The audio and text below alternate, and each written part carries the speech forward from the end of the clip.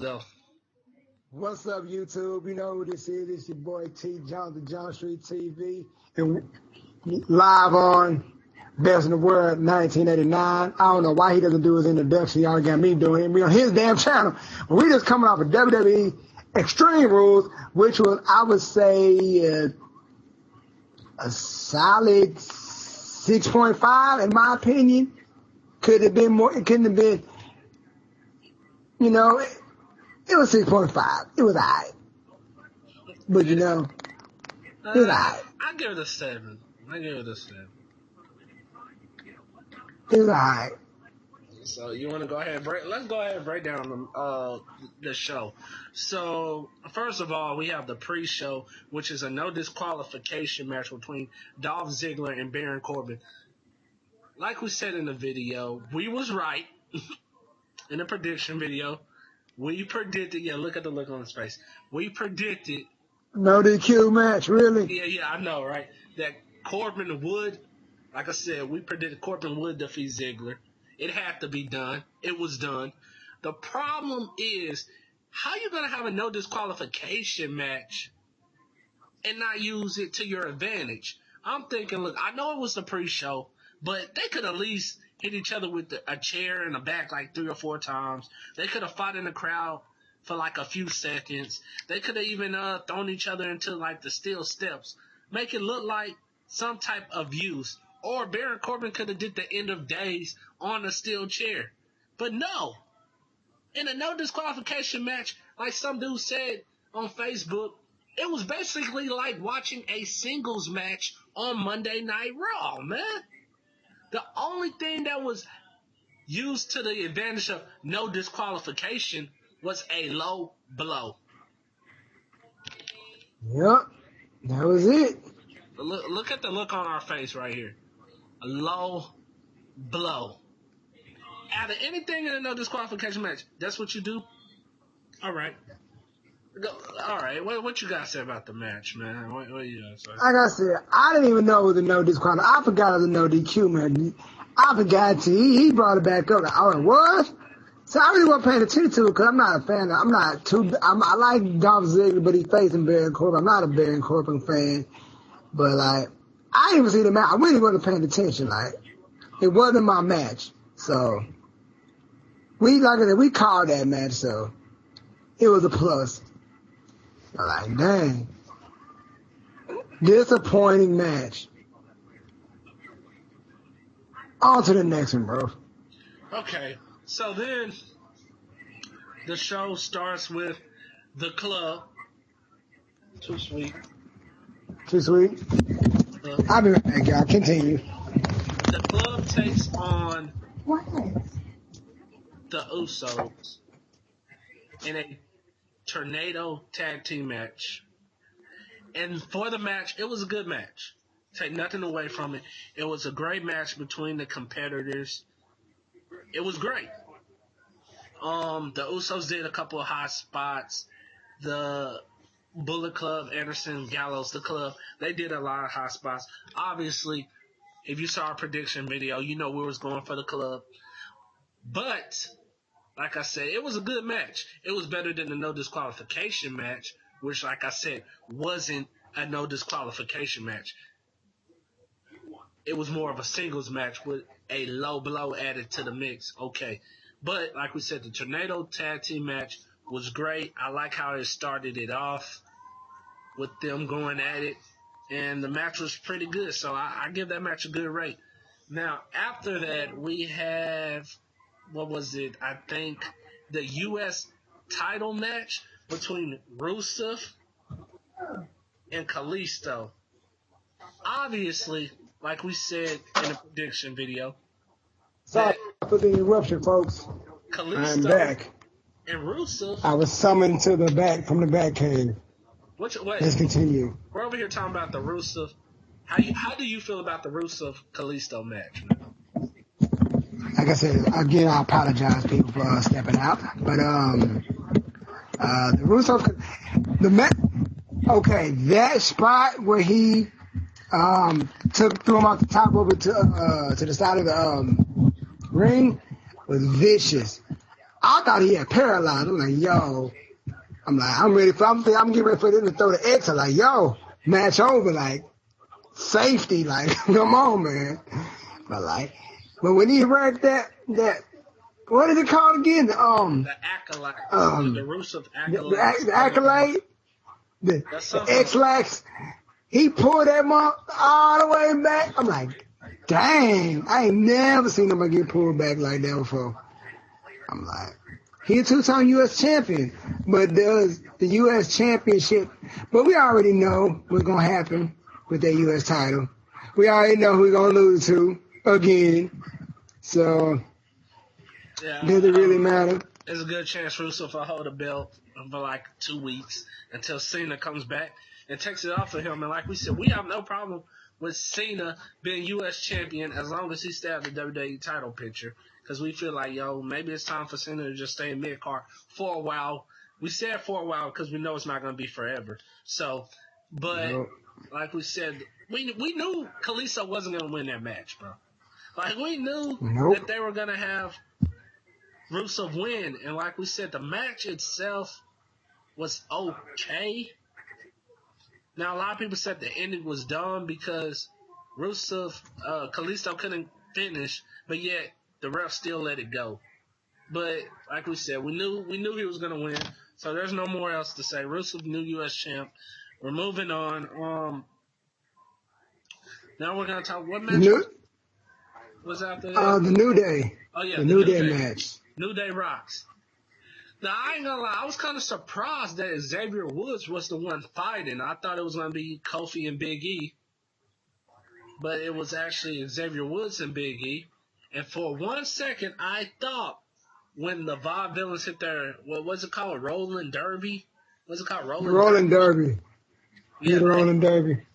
I thought when they hit that on Xavier Woods, the match was over. I actually thought they was finna win. I was like, no. But then Xavier Woods kicked out, and I was like, okay. And so our boys, the New Day, won with the assist from Kofi. But at the end of the day, New Day rocks, and we hope they'll end up feuding with Big Cass and Enzo, who I just heard is supposedly medically cleared and is back on the road with the WWE. So maybe they'll have Enzo in the New Day fight, or the New Day takes on, like we said in our Bullet Club type video, the club Anderson and Gallows. But that's how I feel about the tag team match. How you feel about the match, man? It was solid. It was solid, you know. And let's just talk about Xavier Woods with the most non-PG promo I ever seen. Like, he was telling people, girls to slide in his DMs, send him pictures, videos with sound. Like, really, Xavier Woods? Then they have 2 hoes, garden tools. I'm like, okay. I'm like, who cleared this promo? Who said this promo was okay? I'm like, this promo had all kinds of parental advisory stuff on it. Like, come on now. But other than that, it was a good match. The promo was funny. Yeah, exactly. So let's move on. The next match. The Dean Ambrose? Dean Ambrose, yeah. No, it was the Divas match. The women's match. Dean Ambrose, Jericho. Right.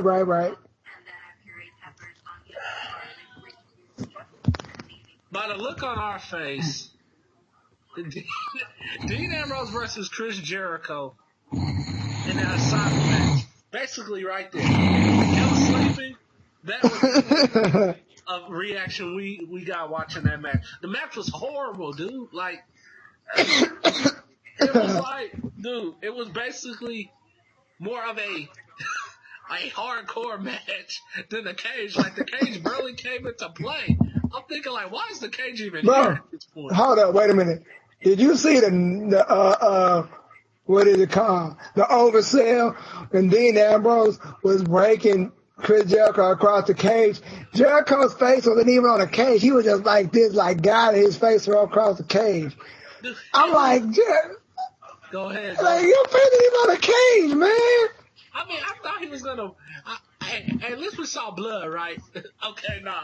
See, the thing is, the match was boring. Like, it was horrible. The build-up, thought, maybe, because like when he revealed it on Raw, by the way it looked, I'm like, I got a feeling this is gonna be a bad match, but maybe it'll be a good match. Wrong. Look. I wasn't impressed. Wrong. I'm gonna cut you off. I wasn't impressed, bro. When I saw the cage, when I first saw the cage come down, I'm thinking it's like, the cage looked to me when I first saw it, it looked like a regular steel cage with stuff on top. And I thought there was like a rack on the side that comes out like it could close at the top. To me, it looked like the WCW triple cage match, the triple cage. It looked like that. I'm like, okay. Is it like a level on top of it? Wrong. I'm like, this is a cage match. It's a black steel cage with weapons on top. Then he said you can't get out. I'm thinking, so there's no doors on the cage, period. I'm like, okay, so why the alarm it? So they go to the door, like, okay. It wasn't a very entertaining match. It was just a gimmick match. Dude, it was actually a hardcore match. But then, okay, and the thing about it was, I was mad when Jericho grabbed the 2x4 wrapped with barbed wire, and for one solitary second, I thought, maybe they're gonna actually let him hit Dean Ambrose in the head with this. But then no, and the bad thing about it, there was no blood in this match, and I know WWE has that no blood policy unless it's really called for. But this is Extreme Rules. This is supposed to be the only night y'all take it to the extreme, like ECW used to do. And y'all made no one bleed. Like, they could have bled in the cage match. Come on, man. One of them could have bled. And then the thing is, to me, the only hot spots that was good in the match was when, Dean Ambrose jumped off the top. Jericho hit him a couple times with the 2x4. And then Jericho getting like slammed when he went for the code breaker, slammed on the thumbtacks. Without that, the match was straight dead, man. I wasn't into the match. I saw thumbtacks, and War Machine knows I love hardcore matches and blood and violence. Like, there's only so much I could take of, but hey, when I saw thumbtacks, I'm like, they not gonna use the thumbtacks. They're not even gonna touch the thumbtacks. Cause they barely touched the dang 2x4. Or they ain't gonna use them. They not, but they used them. Like, okay, all right. But they didn't use them to our expense. I mean, we're glad Jericho got slammed through the tacks. But like me and him both said, in a sick mindset that we have, we did think for one solitary second that he was gonna do the dirty deeds on the tacks. Like, I don't know, maybe we're just sick and twisted, but that's what we want to see. We are. And another thing I want to see that I thought should have happened but didn't happen, I would at least been happy if they were on top of the cage and one of them grabbed the plant and smashed it on the other one's head. I'm just saying.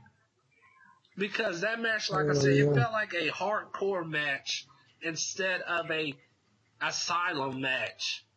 So, to be honest, we predicted Dean was going to win. We got that right, like we said. Another prediction came true. We actually predicted the whole pay-per-view, and everything came out just the way we said it. But at the end of the day, the match was bad. Let's move on. The women's match, I got to keep on the divas now. I mean, women's wrestlers now. That match, it's a mission match. Like, it was alright. I might get some heat for this, but at this point, I don't care. That match was better than the Asylum match.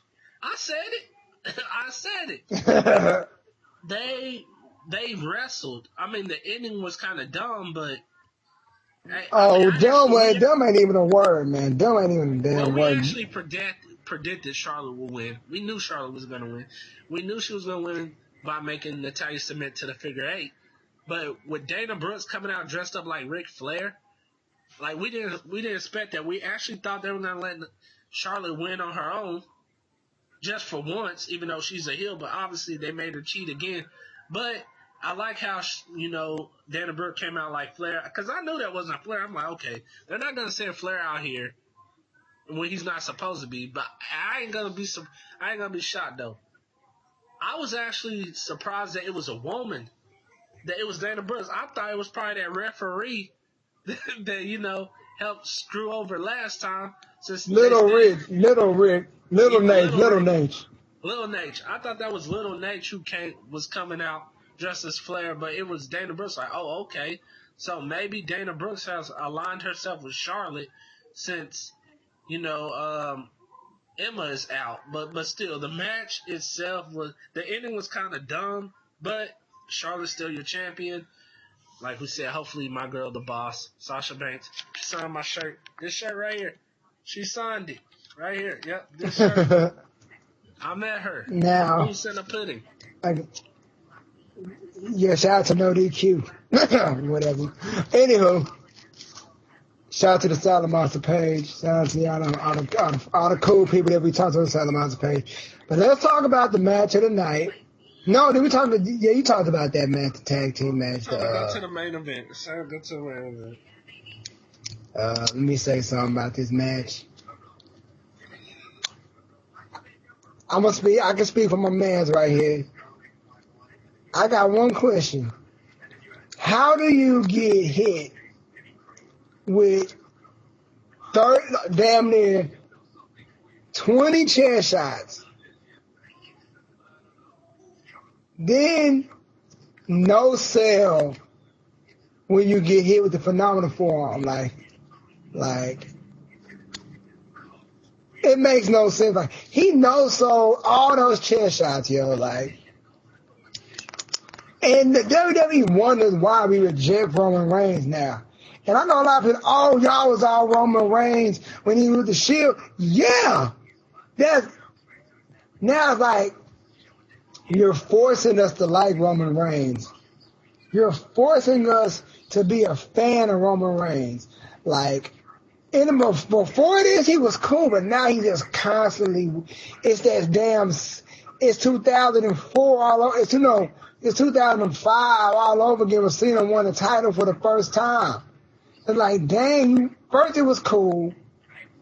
Then he wanted to get like, all right, cool. Then, like, what next? Roman Reigns gonna start wearing different colored, multicolored protective vests now? What next, WWE? Like, he's boring now.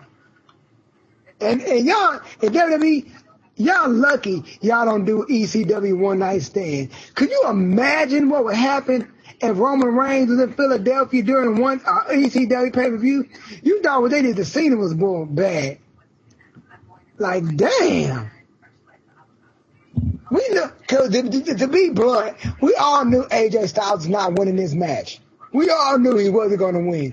It was inevitable. It was inevitable. We knew it was going to happen. It was just that thing that everybody knew that was going to happen. But at the same time, like, there was 2 times that you thought AJ was going to win. Like, cool, he's going to win. But when Seth, go ahead, bro. I'm done, bro. Go ahead. See, the bad thing about the match was we predicted, we knew that AJ Styles was not going to beat Roman Reigns. We knew it. But the problem we had with the match itself was the fact that Roman Reigns looked unbeatable. He looked like no one could stop him. And that's what made us mad, because it made me real mad, because AJ Styles is one of my favorite wrestlers. He came in the match and, like, Roman Reigns threw him through not one, but 2 announce tables.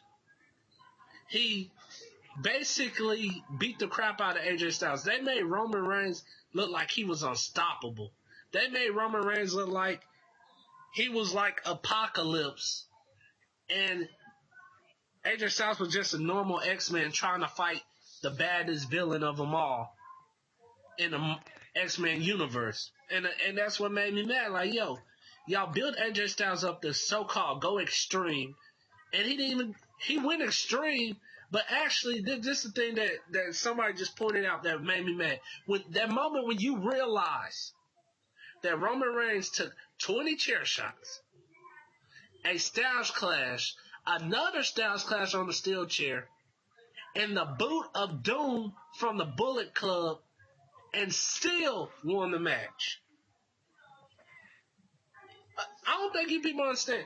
The Bullet Club came out, hit their finishing move on Roman Reigns, and he still kicked out. He still kicked out. And the thing that really made me mad is the way the match ended. It ended the same way as Payback. AJ goes for the phenomenal form, and he gets caught with the spear in midair. But what made me mad, like we said, was the fact that before Styles hit that forearm, he hit Roman Reigns with the steel chair at least 20 times. And he got to the ropes, went for the springboard, phenomenal forearm, and Roman got up like he didn't even get hit with one chair shot and speared him in midair. Like I'm saying, at least we knew, like we said, we knew AJ wasn't going to win. But we could have at least saw him hit the phenomenal forearm and Roman kick out and then AJ get speared in the corner or something. But no, they ended the same way. But some man saved the main event for us. Yep. Seth freaking Rollins. The man is back. Seth Rollins is back. He came out of nowhere. He nails Roman Reigns with the pedigree in the middle of the ring, and the crowd erupts. That's what we wanted. We're happy Seth back. We're happy. If AJ, like we said, if AJ Styles can't be champion, if Kevin Owens can't be champion, give the belt to Rollins. Yep. Now, we did say this before. We want Rollins to defeat Roman Reigns. But we wouldn't be surprised if WWE made him lose. I wouldn't be surprised, man. I wouldn't be upset. I mean, like, what do you expect to happen? Like, it's the WWE, it's, you know what I mean? It's like, it's the Evie talking. You know what I'm saying? Like, they only gonna give us so much, you know what I mean? They can only give us so freaking much, man. Before I just don't know, man. Well, like we said, at this point, they'll do anything to get Roman over. And they know how much we all want to see Seth Rollins, since AJ Styles didn't do it, get the title. And if Seth Rollins got to be the pedestal to get Roman over, they'll do it. Like we said, because from the way it looks, they're really trying to make Roman Reigns look unstoppable. And if the club and AJ Styles couldn't do it, I wouldn't be surprised if Seth didn't do it. But like we said, we want Seth to win. But if he doesn't, we wouldn't be surprised. But anyway, like we said, out of this pay-per-view, what you give it? I give it a 7. I think I give it 6.5. Saved the pay-per-view at the end. Without Seth Rollins, I would have given it a 6.5 as well. But I think he saved it.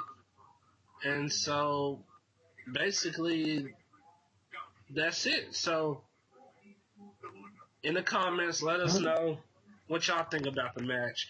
And do y'all think Seth would be the one to finally dethrone Roman Reigns? Or do you think WWE will do that stupid stuff that we like to call and make Seth job to Roman? Plus, like we said, we wouldn't be surprised. We're just going on a limb. But it may not happen. But if it does, remember, we called it. AJ Styles winning Money in the Bank. If it happens, we called it in our video. Because I believe that the club has business to take care of. And I think that the WWE is going to build a club from the ground up. I believe the club is about to get stronger. And they just needed AJ Styles to get hurt. Lose to Roman. Because, they want to build the club from ground up. But that's our thoughts. Please subscribe and tell me what you guys say to these guys. You know, videos coming all week. You know, we keep us up to date with WWE news. If it isn't from me, it's from my buddy War Machine because it's his channel. You know, I'm just another person on the channel that uploads stuff too. You know, partner in crime with these wrestling stuff. Subscribe to me, John Street TV. All your entertainment news outside of wrestling. AJ Styles winning the Money in the Bank briefcase this year. I bet a 6-pack of Miller Lite on it. So if you want to take me up on that bet, let me know. If he doesn't, I'm going for Dean Ambrose or Kevin Owens. But I want AJ Styles to win the briefcase. And another thing before we go, like I said, me and this man right here, we do not like seeing him, but if he facing Roman Reigns, I know who I'm cheering for. That's right. And don't forget, don't forget, tomorrow we'll give you part 2. Oh yeah. And we will book the Bullet Club part 2. Oh yeah. Look out for if that. Y'all ain't watched that. Yeah. If y'all ain't watched that, go over there and watch that real quick. You know, so y'all can get ready for tomorrow. So, like I said, that's it, everybody. We are out of here. Peace. Peace out.